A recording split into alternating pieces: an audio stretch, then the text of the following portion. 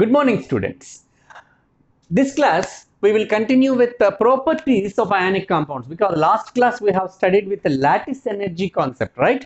I think you had gone through the video and you have answered the questions also, right? Now let's continue with properties of ionic compounds, on which also few questions are possible, right? These ionic compounds exist as solids due to strong electrostatic force of attraction. Because of strong electrostatic force of attraction, in a three-dimensional manner. See, I had written a single line, but there is a lot of concept in this. See, if you consider a simple ionic compound like a sodium chloride, every Na plus is surrounded by 6 Cl minus ions. Every Na plus is surrounded by 6 Cl minus ions, and every Cl minus also will be surrounded by 6 Na plus ions. In that way, every ion will attract as many as oppositely charged ions around itself in a three-dimensional manner. That's why, as all ions were held together by strong electrostatic forces of attraction, they exist as solids because they were closely packed. And moreover, one more point we need to study here. There is no molecular existence, free isolated molecular existence. No free isolated molecular existence. This point is also very, very important. Already we discussed this in basic concepts of chemistry. Ionic compounds mass cannot be expressed as molar mass, cannot be expressed as gram molecular mass. Instead, we have to call it as gram formula mass or formula mass. Why? Ionic compounds do not have free isolated molecular existence. Here, this is the area where we can learn, because every Na plus is surrounded by several Cl minus, that every Cl minus will be surrounded by several Na plus, 6 Na plus. That chain will continue. In that way, instead of existing as isolated molecules, these ionic compounds exist as giant covalent molecular structure. They exist with the giant covalent molecular structures. So that's why, as they have no isolated molecular existence, we cannot call their mass as molecular mass. Instead, we have to use their empirical formula, and we should call it as formula mass, empirical formula mass, or simply formula mass. Now let's come back to the concept. These ionic compounds exist as solids because of strong electrostatic forces of attraction in three-dimensional manner. Next is, they possess high melting and boiling points. Why high melting points? Because of same reason, because of strong electrostatic forces of attractions. Because of the same reason, as they were held by strong electrostatic forces, obviously to depart them more energy is required. So melting points and even boiling points are also high. Even in their liquid state also, ions, no, they were held, as they are oppositely charged ions, they were held strongly, they were held firmly to one another even in the liquid state also, even though they are moving freely, relatively freely when compared with solid state. In liquid state, molten state, they move freely, but still between those ions, electrostatic forces will be operating. That's why even their boiling points are also high. And when it comes to their solubility, these ionic compounds are soluble in polar solvents like water, or polar solvents like water having high dielectric constant. Having high dielectric constant. Dielectric constant is a property of a solvent and is a measure of its dissolving capacity. Dielectric constant is a measure of its dissolving capacity. It's an extent, to what extent it can dissolve the compounds. That can be explained, or that can be inferred using the dielectric constant value. More the dielectric constant, more is its solventability. And then here the point, when it comes to solubility, there is more and more concept we need to learn. Solubility of ionic compounds decreases with increase in covalent character. Solubility of ionic compounds decreases with increase in covalent character, which can be governed by lattice enthalpy and hydration enthalpy. See, I am repeating. Solubility of ionic compounds will be more when it is more ionic in character. Solubility of ionic compound will be less when it is more covalent in character. And we already studied how to predict the nature of the bond, more ionic, more covalent, in which concept? Yes, Fazan's rules. So, solubility of ionic compounds decreases. See, here I had specified a down arrow. Solubility of ionic compounds decreases with increase in covalent character, which can be governed by, means the solubility can be governed by two factors. One is lattice enthalpy, other one is hydration enthalpy, or you call it as lattice energy or hydration energy. Already we studied lattice energy. Lattice energy is a measure of strength of the bond. Lattice energy is more, means the bond is strong. Yes or no? When the bond is strong, when we put that salt in water, can the cation and anion be separated? No, because high lattice energy means strong attraction they were held with. So when such a compound with high lattice energy is placed in water, they cannot be departed easily. When they cannot be departed, means they are less soluble. So solubility is inverse to lattice enthalpy. More the lattice enthalpy, less is the solubility. Less the lattice enthalpy, more is the solubility. Understood? Next means, for example, if you take sulfates of alkaline earth metals, beryllium sulfate, magnesium sulfate, calcium sulfate, strontium sulfate, and barium sulfate. Down the series, their solubility decreases due to increase in their lattice energy. Oh, already I had written the line. Sulfates of barium and strontium are insoluble due to high lattice energy. Down the group, solubility decreases, and because of the increase in their lattice enthalpy.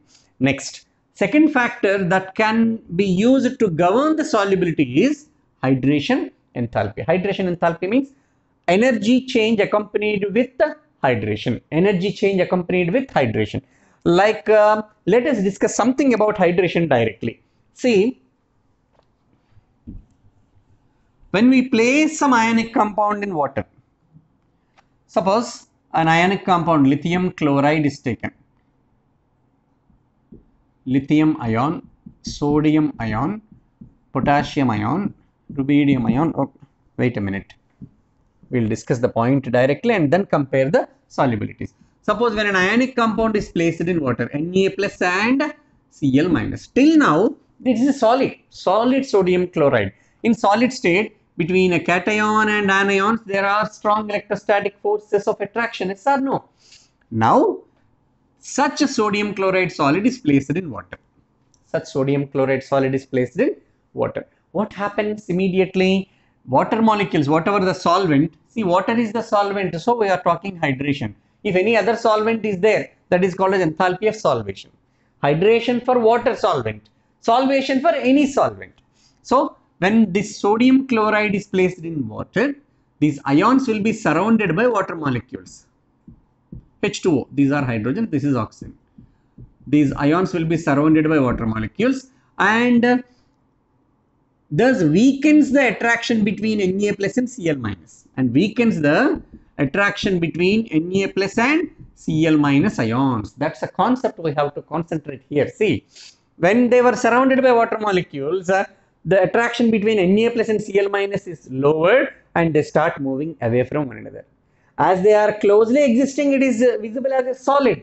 When the ions are moving farther, solid state, from solid state they will be converting into liquid state. That's why during dissolution, solids slowly disappear and will be in a liquid state. This is the phenomena happening. Once again, when sodium chloride is placed in water, the constituent ions gets surrounded by water molecules, and between them, whatever the attractive forces are there, strong electrostatic force of attraction, they will be decreasing or they will be diluted, and the ions move away from one another and thus gets dissolved. This is the phenomena happening happens during dissolution, right? Now here is one more definition we have to observe. What is that? When water molecules are coming closer and closer and closer to the ions, when water molecules are coming closer and closer and closer to the ions, here also there exists the same phenomena happening in lattice energy. In lattice energy also, when oppositely charged ions are brought together from infinite distance, energy is released. You remember that? The same way, there exists a repulsion between these two species and these two species also, of which what happens? Energy will be released. That released energy is called as enthalpy of hydration. Yes. So what is enthalpy of hydration? Energy released when ions gets hydrated, or solvated. That is called as enthalpy of hydration. So more the enthalpy of hydration is more means what? Enthalpy of hydration, energy released is more means more number of water molecules are surrounding. When more water molecules surround between cation and anions, attraction gets weakened, it is readily soluble. So more the hydration enthalpy, more quicker is the solubility. So solubility is more the enthalpy of hydration, more is the solubility. So it is directly proportional to enthalpy of hydration. More the hydration enthalpy, more is the solubility.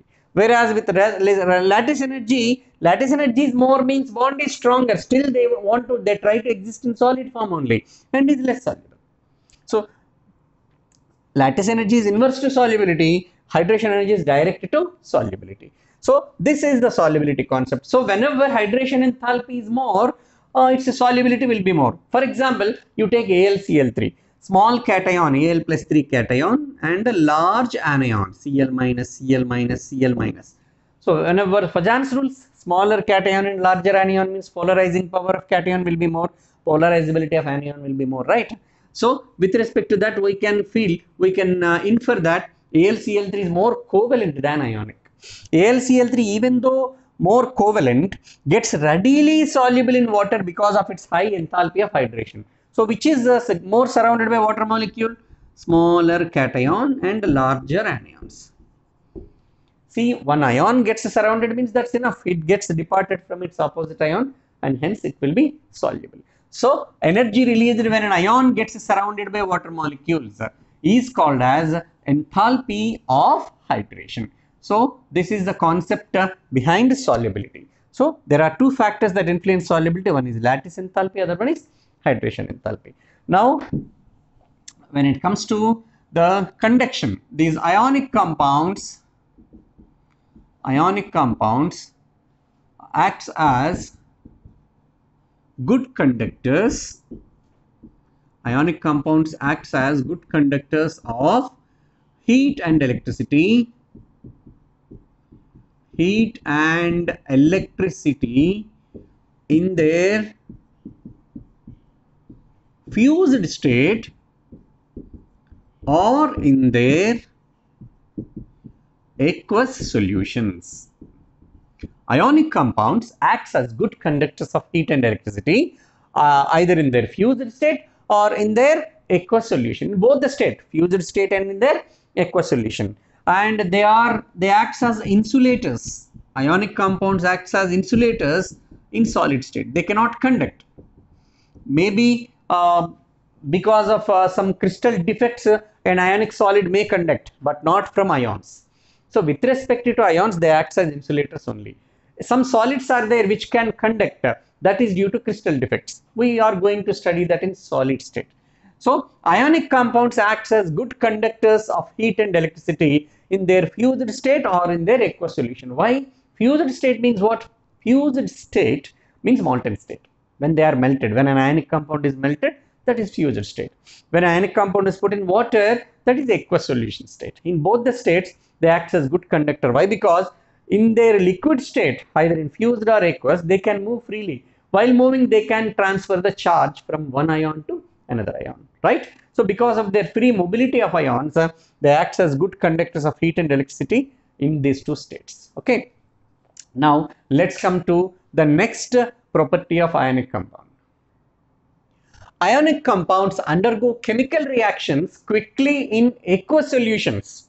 Ionic compounds undergo chemical reactions more quickly in aqueous solutions. Why? Tell me. In aqueous solutions, there is more mobility of ions because they are surrounded by water molecules. Extent of hydration increases the free movement of ions, right? So ionic compounds undergo chemical reactions quickly. They can collide with one another when they are more mobile in aqueous solutions. For example, when silver nitrate is added to sodium chloride aqueous, immediately you can see the precipitation of a silver chloride. And ionic compounds do not exhibit space isomerism.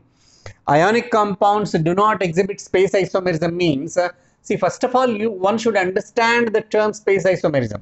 Suppose You take the molecule H2O, where oxygen is surrounded by two hydrogens. See, this bond angle is 104 degrees 36 minutes exactly.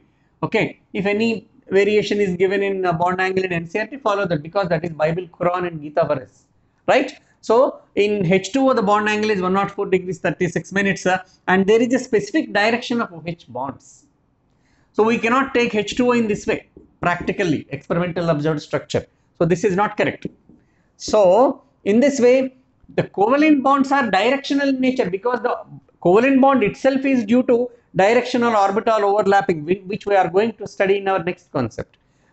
Similarly, NH3, see like this, three nitrogen hydrogen bonds are directional in nature. By changing the direction of the bond, their properties also will change. Okay, but that such phenomena, space isomerism, this is called isomerism. Such isomerism is not possible, not shown in ionic compounds. You know why? Ionic bond is not directional, it is non-directional. Means suppose this is cation and this is anion, in any direction same amount of electrostatic force of attraction will exist between them. As ionic bond is non-directional, ionic compounds do not exhibit space isomerism. And if this point is very, very important, this is of lot of importance for competitive exams.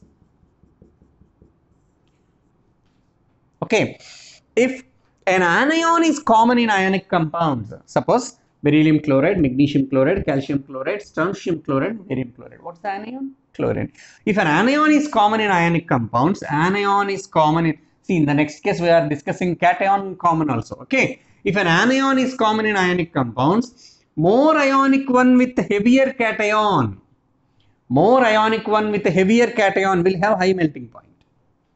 So which of the following have high melting points? When such question is given, immediately you see anion is common or cation is common. If anion is common, heavier cation, the one with heavier cation will be high melting point. If cation is common, the one with high lattice energy will have high melting point. Nice shortcut, right? This helps us in competitive exams. Once again, if anion is common in ionic compounds, then ionic compound with a heavier cation will have high melting points. See, beryllium, magnesium, calcium, strontium, barium. Obviously, down the series, heavy atomic weight increases. So barium is the heavier cation, so that will have high melting points. Similarly, if cation is common in ionic compounds, then compound with high lattice energy will have high melting points. For example, sodium fluoride, chloride, bromide, iodide. So cation is common, sodium is common in these cases. Now compare their lattice energies. Lattice energy is inversely proportional to sum of radii of cation and anion, because charges are same, no, plus 1 minus 1. So they are not useful here. So sum of radii of cation. So sodium radius is same in all the 4 cases. Smaller anion radius is fluorine. So as the lattice energy is more for sodium fluoride, that has high melting point. So the ionic compounds with high lattice energy will have high melting points. Similarly, calcium fluoride, calcium chloride, bromide and iodide, the one with high lattice energy will possess high melting point. Thus, if anion is common, heavier cation decides a high melting point. If cation is common, high lattice energy decides high melting point. Next, one more phenomena is shown by ionic compounds, that is isomorphism. Isomorphism means it's a peculiar phenomena, but we need to study that, especially for competitive exams. Isomorphism means these isomorphic compounds, ionic compounds, possess identical crystals. Identical crystals means cations surrounded by equal number of anions, like that, and similar chemical formulas, A to B, B to A, like that. Suppose sodium fluoride, magnesium oxide. See, one cation, one anion. K2S and CaCl2. Similar chemical formulas, and radius ratio of cation to anion is also comparable between those isomorphic ionic compounds. Ionic compounds do exhibit this isomorphism. Ionic compounds do exhibit this isomorphism. For example, sodium fluoride and magnesium oxide. Sodium and fluorine has 2828 electronic shell. Even magnesium and oxygen also have 28. Magnesium cation and oxide anion also has 2828 electronic picture. So they have similar electronic picture also. Same way, K2S, 2 potassium ions, 1 sulfide. In CaCl2, 1 calcium ion, 2 chlorides. So 1:2 ratio. That ratio is also common for isomorphic ionic crystals, right? So these are some properties of ionic compounds. Let us solve one example from these properties of ionic compounds. So best conductor of heat and electricity among fused Li plus, Na plus, K plus, Rb plus and cesium plus. Suppose this is a question given. In fused state, which is a good conductor of heat and electricity? See, actually, conductance is directly proportional to mobility of ions. Conductance is directly proportional to mobility. More the free movement of ions, more will be the charge transfer. Rate of charge transfer will be more. When the mobility is more, when the ion is smaller in size or larger in size, obviously which can move freely? When it is smaller in size. So mobility is inversely proportional to size of ion. So smaller the size, more is the mobility, more is the conductance. Smaller the size, more is the mobility, more is the conductance. This relation is valid in all cases. And even in second year electrochemistry also we are going to study with the same logic. Okay. Now let us see. In fused state,